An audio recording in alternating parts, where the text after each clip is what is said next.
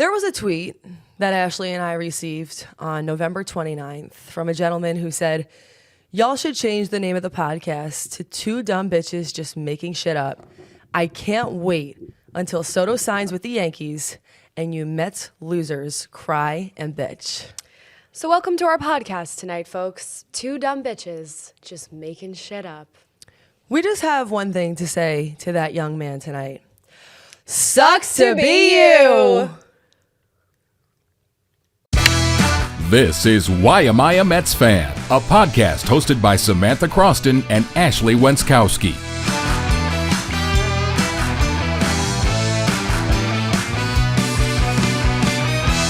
Oh, not good. But it tastes like victory. Jeez. That was good. Hi, everybody. Welcome into another episode of the Why Am I a Mets Fan podcast. I'm Samantha Croston. That's Ashley Wenskoski, and we are two Syracuse sports reporters who have a Mets podcast. We had to come in. It is Sunday night at 12:51 in the morning. Ashley wasn't even working today, but she had to come in because Juan Soto is going to the Mets, baby. Juan Soto is a New York Met. You all know we only reserve the shots for the very special occasions. Boy, is this a special occasion tonight. Yes, apologize for my appearance. No makeup, wasn't working.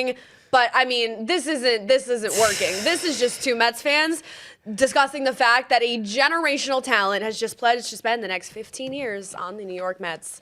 Where were you when you heard the news? You were here. Girl, I was here. Ashley normally works on Sunday, but she was off this week. I was working. I was here. I was checking my Twitter like a drug addict. Like, I could not stop scrolling. I was really getting like anxious towards the end. I'm like, I didn't even know I felt this way until now. You were a drug addict, and exactly what happened last week happened. The Jeff PASSAN tweet hit like crack, baby. Oh my God. Oh my God. It hit like crack. 15 years, $765 million. It is the largest deal in professional sports history. Let that sink in. Yeah, the New York Mets, I mean, the largest deal in professional sports history is wow. We knew Steve Cohen could do it. We knew he had it in him. But, I mean, it's the biggest deal that a professional athlete has quite literally ever signed. It's not just the fact that he could do it. It's the fact that he freaking did do it. And he changed everything. Man, I just got to say before we even get into it, Dale, one of our coworkers, the news anchor at our station, came in after I heard the news, and he heard me on a Twitter space, which again is essentially just some people chatting about some big event. And he asked me, are you listening to a Mets Twitter space? I said, no, I'm listening to a Yankees Twitter space. Oh my God. Oh yeah. I wish I could have listened. I really do. Hey, listen, I'm sick to my stomach. Juan Soto was going to the Yankees. I can't even think about it. It changed everything, man. I'm depressed. Better or worse than when they lost the World Series? Better. On a scale. Better? Better. Wow. And it's not close. Wow. Hearts were shattered tonight. Screams were scrumped. And I hate to prey on the Yankees' downfall. No, but damn. Oh my God. I run the church that prays on the Yankees' downfall. I am the pastor. I mean, let me just tell you. Okay, I need to collect myself. I need to collect myself for a moment. Woo! We'll get into it on a serious note, but like the shockwaves that this sends throughout baseball, the fact that Juan Soto not only chose to be a Met over a Yankee, he was a Yankee, and he chose to come to the Mets. He chose to come across town. I mean, I can't name another deal in really Mets or Yankees history of this caliber where a guy was on the Yankees and chose to come to the Mets. I think, on a serious note, for 1 second, like these shockwaves that this sends throughout baseball in terms of the trajectory that the New York Mets are going, huge. Let's just talk big picture and then we'll get into the specifics. Sure. How long have the Yankees been the king of New York? No. This switches up the entire family dynamic. It's like the moment when the younger brother finally is as strong as the big brother, and he's like, now the next time you say something, I am going to really beat you up. Yeah. What an electric feeling that must be. The little brother grew up. The little brother grew up tonight, and we have Steve Cohen to thank, man. All right. Stevie, Uncle Stevie, listen, I owe you a lot right now. All Mets fans, I think, owe Uncle Stevie their lives. But no, I know. No one's getting emotional. Did you think, because I'm going to take you through my thought projection. All right. So on this podcast, we, throughout this little sweepstakes, the Soto sweepstakes, I feel like both you and I were we were pretty confident about the Mets' chances. I would say that wholeheartedly. You know, we talked about what happened tonight, that the Mets are going in a fun, positive, energetic direction. The Yankees tired, the Mets wired. Apparently Juan Soto agrees. Anyways, we had that opinion. Then even I went on one of my friend's podcasts, Bryce Gelman. He has a podcast you should check it out, New York Sports, his YouTube page. I went on that podcast about Thursday. He said, how confident do you feel in the Mets' chances of signing Juan Soto? I said 80%. He gasped. He couldn't believe it. Now, he's a Yankees fan, I'd like to preface. But he gasped. He was like, 80%? That's crazy. I can't believe you're that sure. And I was that sure. Something about today on Twitter, I started to get nervous. I don't know. It wasn't looking good. I mean, it was looking like Stevie got the rug pulled out from under him. I don't know. And then Andy Martino tweets, don't quote me on the exact tweet, but basically that the Yankees had it and Stevie swooped in at the last minute. I was just feeling like all day today, I was like, he's going to go back to the Yankees. The Mets never get it done. They never do it all the way. The Mets fan thoughts were creeping in. And that would be so Mets. It would be so Mets. And then the Jeff Passan tweet of a lifetime. I mean, I can't even describe the feeling. Dude, when Jeff appeared on SportsCenter, he looked so happy that it was just effing over, and I don't blame him. No, I don't blame Jeff. I mean, we feel it on a lower level. We were talking about this today. Just the constant checking of the phone, and even when you're off, feeling like you have to be on. Imagine what Jeff Passan goes through. Nope, can't even imagine it. Anyway. And this is what I need people to understand, and I'm sure they do, but I was seeing and reading the ESPN article that says the Yankees fielded a competitive offer, a 16-year, $760 million deal with an annual average value of $47.5 million and no deferrals. But ultimately, Soto decided on the Mets. This was not a money thing. No, I was just going to say that. The Yankees got in there. And still, at the 11th hour, Steve Cohen pulls through. If it's not about money, then everyone just needs to face the damn facts. He wanted to come to the New York Mets. Let's get one thing clear. It was not about the New York Mets offering him $5 million extra in the Yankees. He wanted to be a Met. Someone on Twitter, Max Manis, has a tweet that's going viral right now. He says, I'm sorry, man, you cannot knock the Yankees for offering $760 million, 16, and tapping out when they recognize Soto just wanted to be a Met. That's not shilling, that's being realistic. They offered him $60 million more than any athlete has ever gotten. He just wanted to be a Met. And I feel that way. For all the trashing that we're doing on the Yankees, the Yankees fought until the very end. I mean, if the Yankees went up to 765, does that change things? He just wanted to be a Met. And you have to think that for as upset as Yankees fans might be right now, they would appreciate the fact that the Yankees organization gave it their best effort. They did. Sometimes you just have to accept defeat, man. They did. Soto wanted another girl. He did. He wanted to go across town. The Andy Martino tweet I was thinking of, he said the Yankees were in the lead for Soto all through the process, through the weekend and late afternoon today, which I felt, my senses were tingling that the Yankees were doing some good things this afternoon. And then Steve Cohen came in from the top rope very late and got it done.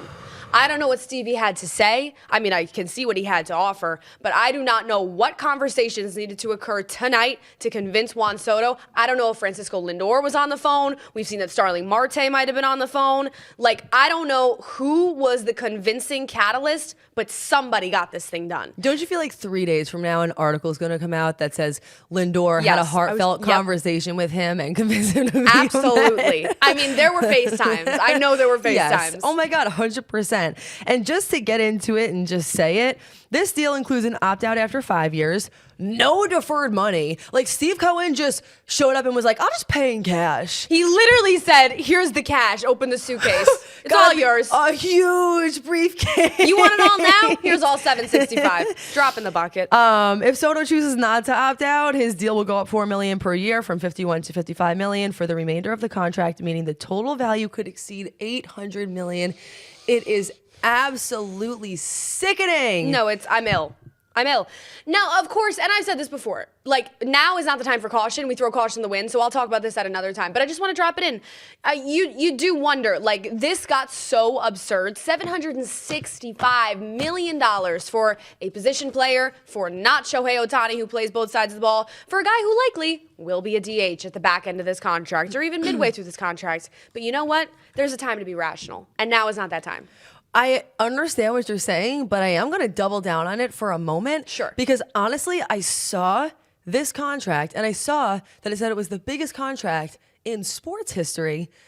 And I was like, he's good, but is he that good? I mean, he's great. But you know what? I had a moment of retrospection today, of introspection, I should say. Francisco Lindor signed in 2021, I believe, with the Mets. That was 3 to 4 years ago. Might have been 2020. Don't come at me. And you know, he has that deal in the 300 million. Like, the price for these top tier free agents has more than doubled in under 5 years. You want to talk about inflation? I was going to say, what is inflation? going on? What is going on? It is a little crazy. Forget about milk prices and egg prices, man. The Juan Soto prices are just unattainable unless you're a billionaire. Unless you're Steve Cohen. Reel them on in. Let's talk about the Sports Center Jeff Passan appearance, because nothing healed every Mets fan, every Wilpon, Madoff scandal, every single part of young Mets fan me. Jeff Passan on SportsCenter, quote, "In the end, Juan Soto looked at the Mets' future and he looked at the Yankees' future and decided that the Mets had a better future than the Yankees. That is the story of how the New York Mets got Juan Soto." I mean, take me to church. That's my new religion. Take me to church. Literally. Like, literally, I don't, and I'm proud to be a Mets fan, where at least I know I have Juan Soto and a billionaire owner. Okay, I'm done. But seriously, imagine just him saying that was him saying that the Mets are just enough. Imagine just being enough. You know? Imagine being enough as the New York Mets. I think, look, from a serious note, we'll break it down and we'll get into the lineup projections and all of that at another time. But I just think tonight, every single Mets fan in the world, and I tweeted this, I can't believe that this is what it feels like to be a Mets fan right now. Now, the Mets have gotten top-tier free agents before, right? There was a Lindor once upon a time. There was name any big-time free agent that the Mets swooped in and either traded for or secured on the free agent market. This is just unprecedented. Unprecedented in the fact that it is the biggest professional sports contract in history. Unprecedented in the fact that it was the two New York teams fighting for him and the Mets came out on top. Unprecedented in the fact that Steve Cohen was literally not going to let anything stop him. Not a number, not a time frame, not a whatever. He's getting this done, and he's getting it done for Mets fans. And I think just unprecedented in the feeling, right? Just the feeling of going to bed tonight as a Mets fan knowing you won. That doesn't happen very often, either on the field or off. It was actually uncalled for. Yeah. It was, unprecedented is the perfect word. And also, just to say it for the Dodgers fans listening, saw this in the article too, that $765 million guarantee exceeds the $700 million that the Dodgers gave Shohei Ohtani on his 10-year deal last winter. To me, that's kind of crazy in a sense that Ohtani, Soto, that's where you get into the numbers and you're just like, wow. But I also think it shows one thing. To Steve Cohen, I think this was also about pride. It was the fact that he said he was going to get something done months and months ago, and he wanted to prove to people that he's that guy who says things and then means them. And he was in this instance, and I think he will be in the future. And honestly, even though we're young Mets fans, for the first time in 26 and 24 years, you have that real feeling of, could this be a team that wins a World Series in my lifetime? Yeah. Yes. Yeah. I think this run this fall and this summer with the Mets and the NLCS and all of it and OMG, it was kind of the Mets coming of age party in a sense, but this was really the cherry on top that shows you, okay, this really might be for real. Francisco Lindor and Mark Vientos and Juan Soto in that lineup for the next God knows however many years, hopefully they lock up Vientos eventually too, is just, I mean, I can't think of anything better than that. I can't think of a lineup with three guys in it aside from the Dodgers, that makes you more fearful than that lineup, genuinely and honestly. Like, forget just the 1-2 punch. Just the 1-2 punch of freaking Lindor and Soto is going to be a force to be reckoned with. It's impressive. It's exciting. And keep in mind, this was a team that was not so far away from greatness. This was a team that was one series away from the World Series. 2 wins. And they got knocked out by the best team in baseball. Sure. I want to read something now they have a star. Yeah. I want to read something from Jeff Passan. Not only does he break these type of things and go on SportsCenter, he also writes great articles. He's a great writer. That's what he does. On the ESPN article, just one paragraph stuck out to me. So just bear with me here for a minute. Is the paragraph I have here? I'm just curious. If so, that's hysterical. This? Uh-huh. No, but that's a good one too. Dude, he writes these super long sentences that just heal me. No, heal every part of me. We can read that one after. And I quote, Think about that for a second. A Yankee chose to be a Met, and not just any Yankee, one who helped lead the storied franchise to the World Series this year, one who the team was equally prepared to pay $700 million plus over 15 seasons. The sheer size of Soto's contract, bigger than Shohei Ohtani's deal with the Dodgers, bigger than Lionel Messi's with Barcelona, bigger than Patrick Mahomes with the Kansas City Chiefs. Dude. Boggles the mind. Even more stunning is the Mets' glow-up from a team whose foibles were its defining feature to the destination for an archetypal free agent. The destination. No longer are they a stop along the way. Possibly, they're the destination. Patrick Mahomes? Wait. And it's like I knew because they said it earlier in the episode, but oh my God. That is so crazy. And I get that inflation has something to do with it, but damn. Look, do I think that everybody was going to overpay for Soto? Yes, we said this weeks ago. No matter who came out on top of this, it was an overpay. But I think you can't underestimate the fact that both the Mets and the Yankees were willing to go to this lengths for a guy who you are locking up for his entire career, in all likelihood. Now, there are opt-outs at the 5-year mark. I saw that there's opt-outs, and so we'll see what happens there. But in all 5 years. Well, talk to me in 5 years. For now, in all likelihood, Juan Soto just signed his name to be a New York Met for the rest of his career. But here's also something that we said weeks ago as well, is that this was not always completely about the money. No. And so many of the reporters honed in on that, and I understood that it was an important factor, but it wasn't everything, and I think the Mets realized that. Juan Soto wasn't a guy who just wanted a big contract. He wanted to win.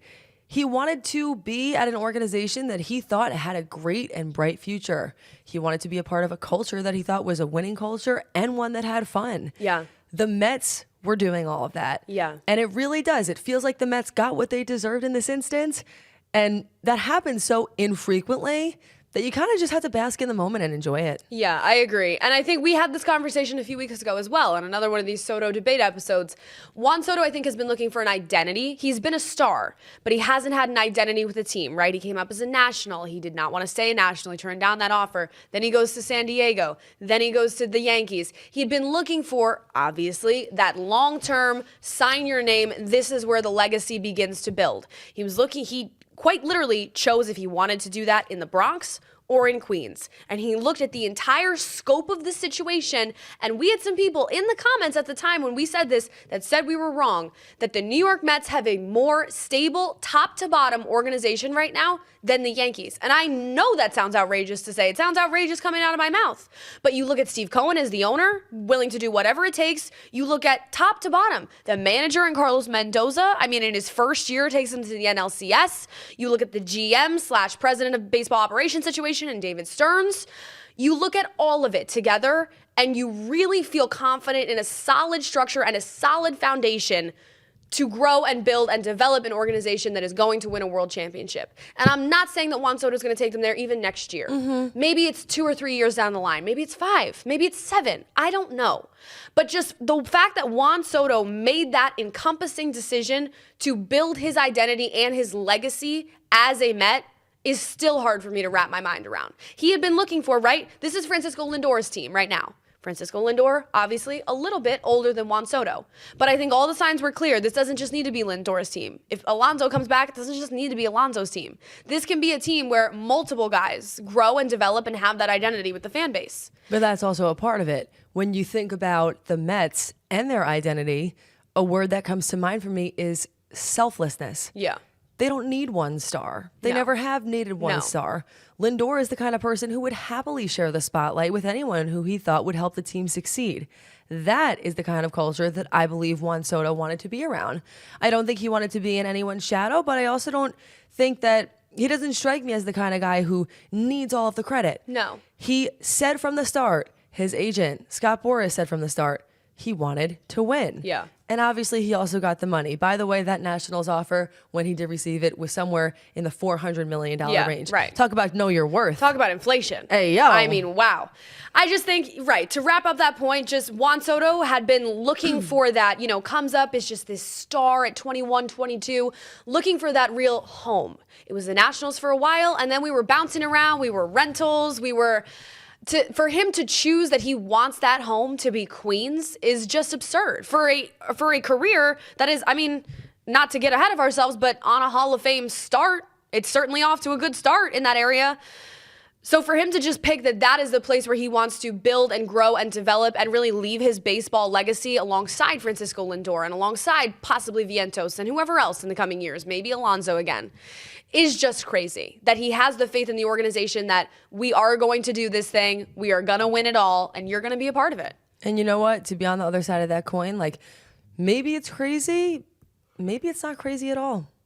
Maybe 10 or 15 years from now, we'll look back and we'll see all of the success that the Mets have had with Juan Soto and Lindor and all of these other guys, and think that this is exactly the way that things were meant to be all along. You know, it's crazy until he does it. And now that he has, who knows where this is going to take them. We knew from the beginning, or maybe not even the beginning, but the middle of 2024, that this was going to be a special season. And now it has you thinking this is going to be a special decade. And I think we even said this after the World Series. Last point I'll make, because it's 1 a.m. Eastern time, 1:11 actually, that I think after the World Series, at least the Mets fan part of me, right, just speaking as a relatable, every Mets fan, you know, that's this great run and we're so excited, but it is so hard to get to the NLCS. It is so hard to get to 2 wins away from the World Series, let alone the World Series and let alone to win it. And there was a large part of me that was like, I hope that wasn't, you know, the end. Or I knew it wasn't the end of this generation of Mets, but I hope that isn't like we look back on that and that's as close as we came. And I think the Mets are sending a big signal tonight by signing Soto that they have no intentions on that being as close as they come. Folks, thank you so much for joining us. As always, you can find us on our Twitter, Instagram, TikTok, YouTube page. The handle is all the same, at YMetsPod. This will be our episode for the week. We're doing it today instead of tomorrow. Reminder, we have other full-time jobs that we do. Yes. But listen, we started this podcast because we were asking ourselves the question, why am I a Mets fan? Tonight, that question was answered. Thank you so much for joining us. We will see you back here next week.